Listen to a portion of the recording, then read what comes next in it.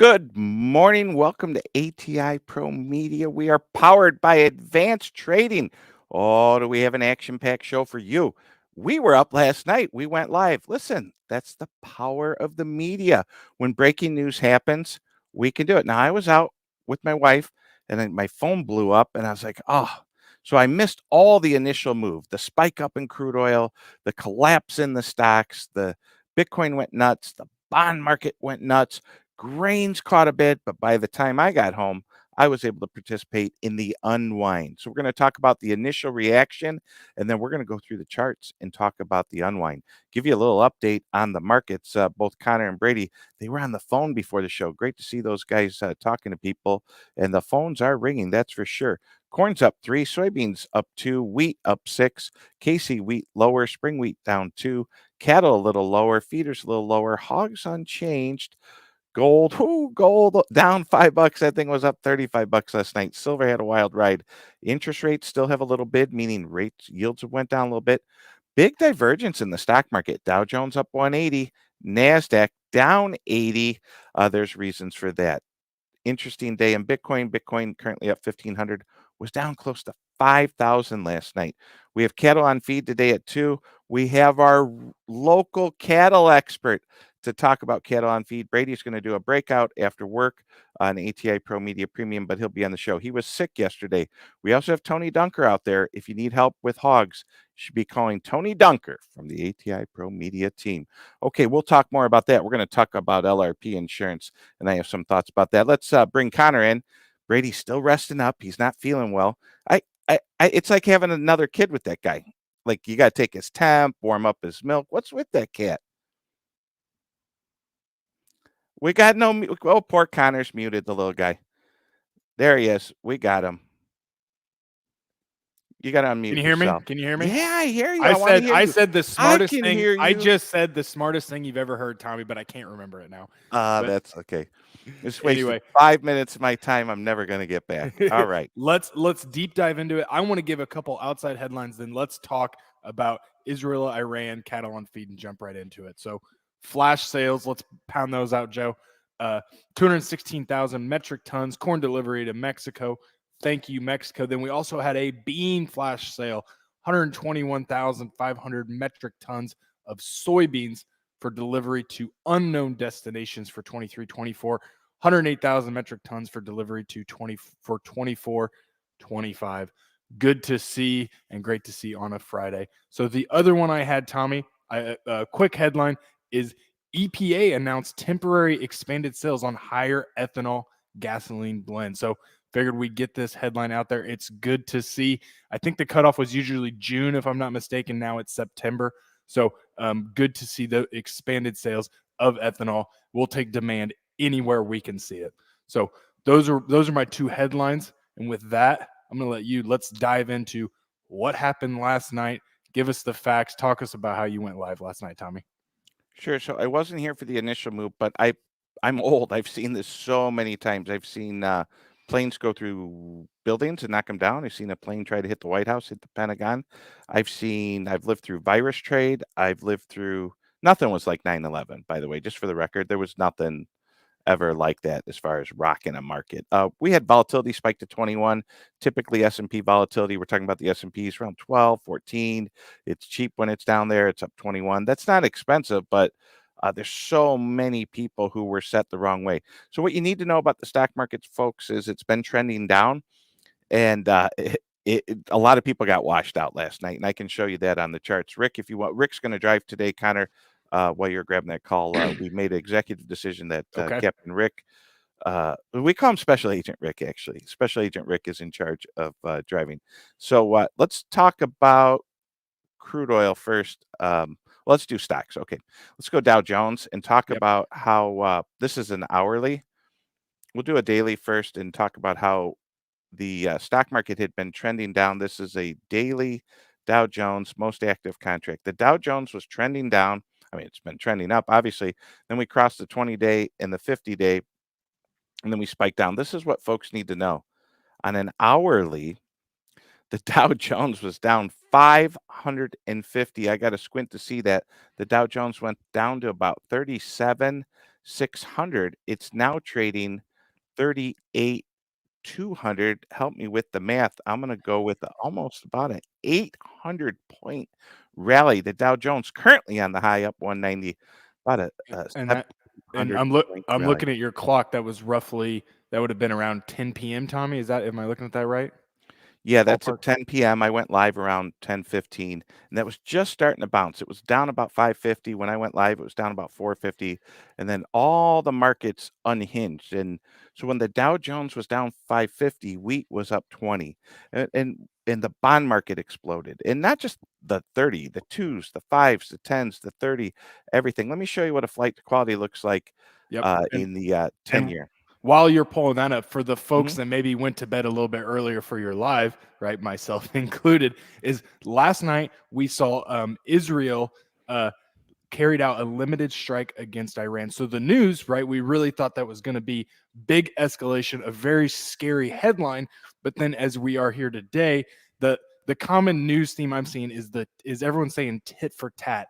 It was a response, but it was very limited. Okay. So I don't know if anyone's looking as of right now, right? This could change by the end of this live show, but they're not really looking for any escalation. It was more of it feels to me, Tommy, correct me if I'm wrong, it felt like more of a warning. And so that's why we saw the big initial spike up, and now the trade is kind of redigesting the news. So back to the charts.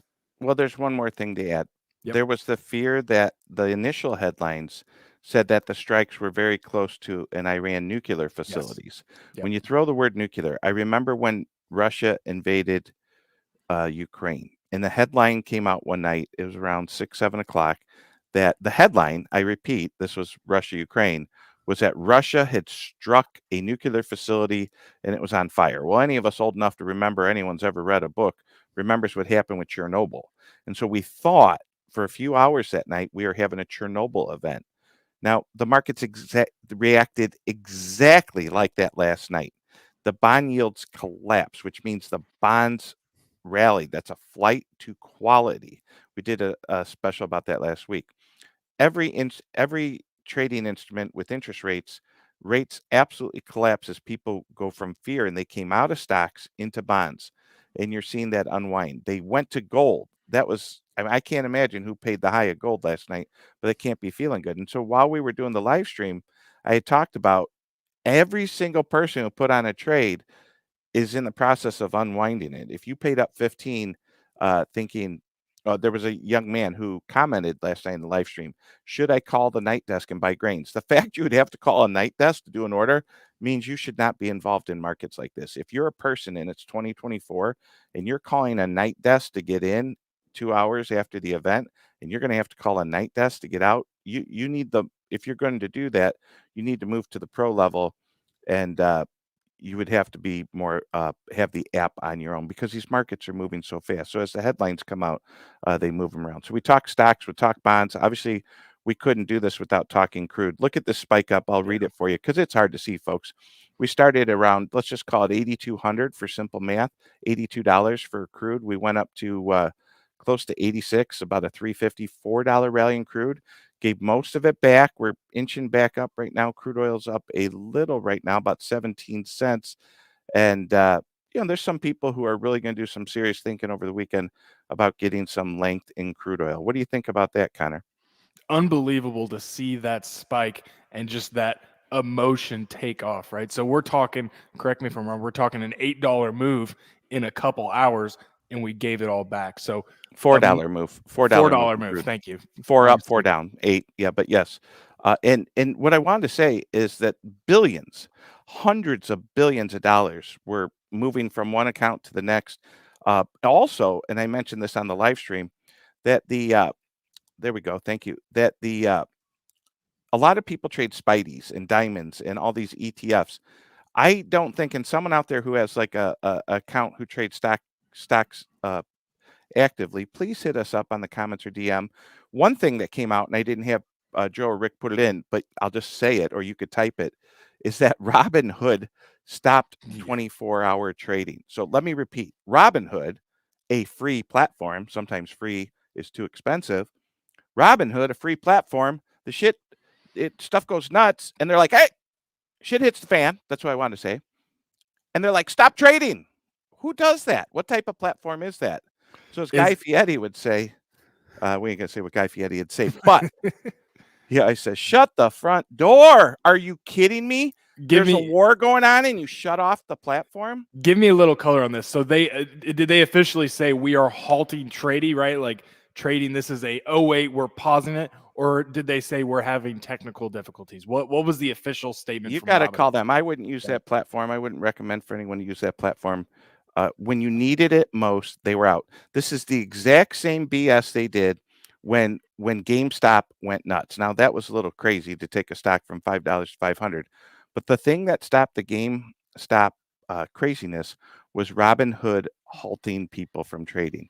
And if you believe in free markets and free market capitalism, you can't do that. And so sure, it's scary to trade cocoa and it doesn't have a limit, but we're going to find what cocoa's worth. Like those shorts are going to have to get out.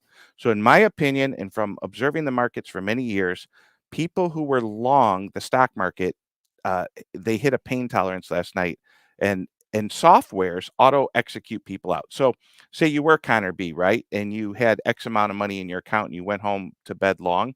How sad are you? Your software would have hit its auto discipline risk management stop in the middle of the night, and you'd wake up and be flat out at the lows, and now we're 800 points higher in the Dow. That'd make a fella cry. So you need to futures and options have risk. We'll run that at the bottom here, and trading markets has risk, but not having access to your platform is just a nasty situation. So, Yeah. but that's what happened, and I'm not here to defend Robinhood. For God's sake, there's a brokerage platform that didn't have the software program that crude oil could go more than negative, and it went negative 37, and they lost about $160 million in a few hours. You can Google it. Google crude oil goes lower than zero XY broker company. So bad things can happen, folks, and you need. Uh, Absolutely. Tommy, did you get in on the GameStop ride? Was entertaining to see certain people's reaction to that. I did not. My business partner Ryan Fogel was involved in it, and he was trading one lots and options, and wild stuff was happening. And not just GameStop, but also that theater company too got a My little wacky. my Farmer Brett. favorites. Go ahead. Go ahead. I agree. Not being able to trade when you use, but need to, that's sketchy. But the best thing Robinhood did was force margins down to bigger institutions. Used to cost me $50 a trade on Edward Jones. Good point, Farmer Brett. But I Um, love the negative crude oil story is fantastic. When you start thinking you have a grip on the markets, you got to keep in mind the irrationality, right, of marketing, right? If you could predict in 2020 crude oil is going negative, you probably don't need a broker, you don't need ATI ProMedia because you got a grip on these things. there were signs, though. My friend from another firm, he called me on a Sunday. He said, "Hey," he said just like this. I remember I was out in my backyard. He goes, "Dude, did you see that the CME listed negative options?" And I go, "What's a negative option?" He goes, "Well, you could buy a negative $5 crude put." And I'm like, "You can?" So the CME had noticed signs that there was that much pressure, and that's what it might take to get the market to the delivery process. So about 4 or 5 days before that happened, the CME group listed negative options. There were signs. There were signs. We'll And we'll we'll look for those going forward. Let me know when the negative options come we'll back. be doing this from a beach if we ever catch a move like that. And Amen. it, Amen. it did help our job as risk managers. And let's talk about that risk management real quick. I happen to work with two of the best people in cattle and hogs. If you need help in cattle, I would strongly suggest you call Brady Huck. He is our resident cattle expert. If you need help in hogs, I strongly recommend that you call Tony Dunker. Listen, folks, there was a chance a year ago for everyone to go get their LRP license, and not every futures and options broker did it. But if my cattle guys all have access to Brady Huck, anyone I know in the hog industry has access to Tony Dunker. You, when you talk about risk management, you need to be able to pair futures, options, LRP. It's new. I'll just say it. I think some brokers were lazy and didn't go take the test. Who likes to take a test in their 30s, 40s, 50 years old? Like, hey, I have to study X amount of hours to go take a test. I didn't go take it. Brady and Tony did. Kudos to them. They are selling LRP and can issue policies. So it's Speak very powerful. Speaking of which, I think we got a cattle on feed. Let's bring them. Let's bring him in. Let's bring cattle expert Brady in. Oh God. For those of you who don't remember Brady because he wasn't at yesterday's show, he looks like this. Yeah. Look at that, man. You missed a heck of a party yesterday, buddy. Brady, unmute. Brady, unmute yourself. Brady's muted. Brady's Sorry muted. about All that. right. Yeah, There we go. heartbreaking to There's a miss that reason he's yesterday. muted. I hate missing the party, but No, we well, I had a was good time. We had a great conversation. Boy, we let Joe get on the mic and he just started going. I actually went, left, had breakfast, came back, and he was just finishing up. It was great. So, good stuff. Yeah, you never know what's going to happen. Brady, Huck, Yep. break it down for me. I'm in silly mode and I got to jump on an ATI Pro Media Premium with Don Wick here. And I got a new guest I'm also bringing in today, an agronomy Cool. expert. Let's Okay. break this down. We'll talk about ATI Pro Media Premium and then we'll wish everyone a good weekend. Sounds good. Yep. Well, we got a cattle on feed report this afternoon at 2 p.m. The estimates are for on feed number to be 2% higher than a year ago, and placements to be 5 to 11% lower. The average guess is about 8% if you average the analyst estimates. The placements number is going to be a big one to watch. Lighter placements, but the tough part about this cattle on feed report could very well be the marketings in March. Slaughter pace has been really, really slow, and the average of estimates for marketings in March, Tommy, is 12% behind a year ago. Significant. Got to wonder how much of the bad news is priced into this market with this report. You know, a surprise either way on the print could will dictate how the market reacts, of course, on Monday. We got options to buy LRP after we get to see this report. We're able to do that for about 2 more reports, where you can watch the report and then initiate LRP coverage after that report. Beginning in January 1 or July 1, that's going to go away, we believe. Can I throw you a scenario? Yeah. Say they did hit a nuclear plant last night and the Dow Jones was, say S&Ps were limit down, which would be like 7-8%. And we know it's going to be a bloodbath across the sector, right? People could call last night and write policies. Is that true? Yes, sir, Tommy. You sure Exactly. about that? Yes, yeah. At 3:30, if they have an application in and they're in our system ready to go, they can initiate a policy between 3:30 and 8:25 that next morning, buy coverage. So yes, you could have done something last night. You could have done something here. Yeah. And thank God we didn't need that. You know, the markets have bounced back, but I've seen days like that, right? I've seen planes fly through buildings. I've seen massive, massive, massive risk off days. And it's nice to see that the markets processed the information, digested it, are having a positive spin on it now. We're Yeah. digesting this news. We may have a volatile Sunday night, right? How's that work on Sundays? Or You got to have it done by Saturday at 8:25 Okay. in the morning. It's just a 1-day deal. And to your point there, you know, we got a cattle on feed this afternoon, but there's so much outside noise that the Iran deal last night and anything that happens over a 2-3 day weekend, one thing can mess this market up in the wrong way. But nearby headwinds here in the cattle complex still are, you know, slaughter slowdown, backlog of nearby market-ready animals, and we've got heavy weights. Just combining those things together, we're making more beef with less animals. Markets are finding a way to put more beef on the market than consumers are demanding right now. We will see. The cutout's very lethargic, Tommy. It's below $300. We need the grill and the middle meats, the loins, the ribs, those primals to take off because this hamburger and your pot roast, they're not going to carry it this summer. Well, I like hamburger. I like pot roast. I'm just talking from him. Yeah. You know what else I like? I liked filming premium content with Cale Carlson yesterday.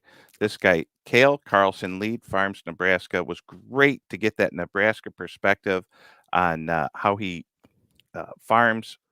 We talk a lot about irrigation. We talk about Nebraska, talk about yield. He kind of knows he should have XYZ yield. Talking about a yield if it rains and he has irrigation, excuse me. And Cale was yesterday's ATI Pro Media Premium. If you're interested in Cool. premium, it's $1 a day. What do you get? You get a morning email. You get the premium up to 6 times a week, sometimes more, minimum of 6 times a week. We have a Friday newsletter that goes out, and we have text on actionable alerts. I could have texted everyone last night at 10:30, but I figured many of you were sleeping, so I didn't want to do that. But if something big ever happened, I'll do it. I'll wake you up. If risk needs to be managed, we're here to do it, and we want people to be in tune with the markets. The way we look at ATI Pro Media Premium is that we're watching everything. Tommy, Brady, Joe, our whole ATI Pro Media team, we're watching the markets and digesting the news so you don't have to.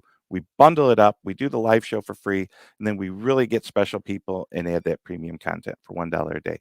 All right, Mr. Huck, I had the best time last night doing this, but boy, it was hard to carry a show by myself. I'd much rather have you on or Connor or everyone. I'm glad you're feeling better. And Well, you did great. 20 minutes of Tommy G, prime time. Good I, stuff, Tommy. I don't know. I didn't go back and watch the episode, but It was good. I Mhm. wish I was home when the debacle started. I could have pulled a 2-hour live stream and walked Mhm. people through everything. I'm glad the markets have calmed down. We are in a turbulent time. We have an election coming up. Going to count it on my fingers. We're April, May, June, July, August, Sep, Oct. We're 6 weeks, 6 months away from a major election, and not just us. Remember Connor B brought up on one of the shows a few months ago. 60% of the whole world is in an election cycle right now. I found that Mm. very interesting. How would you like to close it up? One thing we do need to let you do, we had myself, Connor, Joe, and Mr. Rick talk about their favorite part of doing ATI Pro Media and being part of the team. Brady Huck, stage is yours, and then I'll end the show. What's your favorite part of being part of this morning show? Oh, it's hard to pick. Being able to get up and hang out with you guys and visit and talk about markets, the things we love, and try to educate and help our customers understand these markets, and then better yet, understand the tools that they can use to, take advantage of this type of market volatility. We don't want to add to the noise and add to the drama. We want to, cut through it and get to the point of where and how you can manage things. But that's probably the biggest piece, is just being able to communicate to a ton of people in such an effective and quick manner. Um, yeah, it's been a wild ride, Tommy, and I'm sure glad to be a part of it. Absolutely. Brady Huck, Dodge City, Kansas. Tom Grisafi, Valparaiso, Indiana. Going to film some premium content with Don Wick. Have a new agronomist coming on today. Everyone, have a great weekend. Should have been a cowboy kid. See ya.